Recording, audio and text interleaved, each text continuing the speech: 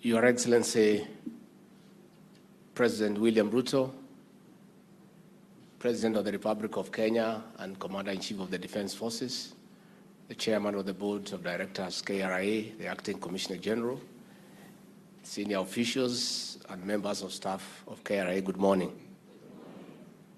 Your Excellency, it's always a pleasure to accompany you around the country as you make various interventions for the economic transformation of our great republic.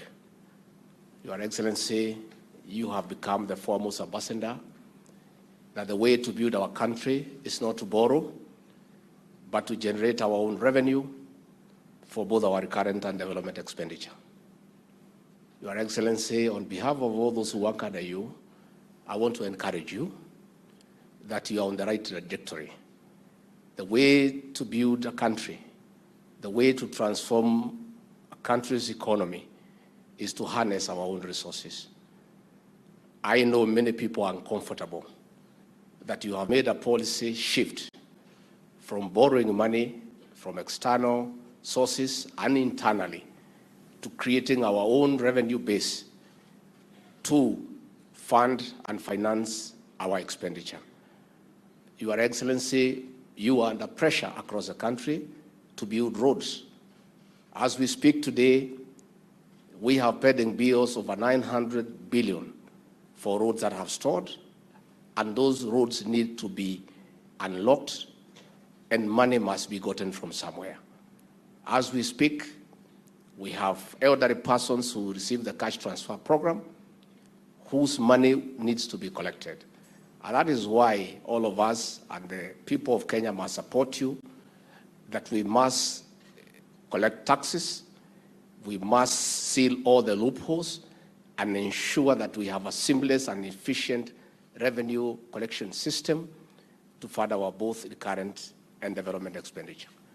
So we want to urge our detractors, those who are all over having issues, that there is a deliberate effort to make tax collection efficient and to collect taxes due, to give us an alternative model on how to deal with our budgetary requirements as a country.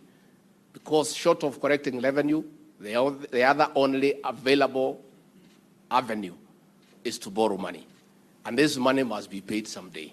And had we continued with the arrangement that was there, Your Excellency, of borrowing money every day, this country would have had an economic shutdown in another 2, 3, 4 years.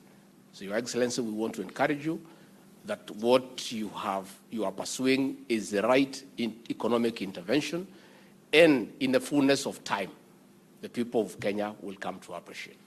Before I call Your Excellency, I want to encourage the officers of the Kenya Revenue Authority to be a professional organization. The year before, this organization was used in a negative manner to persecute people politically using taxation. And that should never have happened, and it should never happen again. We want to assure you that President William Ruto and those of us who work under him will never ask you to use taxation to pursue those who are opposed to his leadership. If there are people, and they are there, who are opposed to his leadership, they will be handled politically. And the political way is where he is a master. And I assist him in managing politics in a political way. We shall never ask you as KRA officials to help us to manage politics, to ask you to deal with our opponents. That is not your work. Your work is to prudently and in a very pragmatic manner to collect all taxes due for the benefit of the people of this country. And we want to commend you so far. Kenyans are happy that there is no harassment. There is very proactive engagement where people are unable to pay. You are able to sit down with them, agree on a payment plan that is practical for the benefit of this country and for posterity.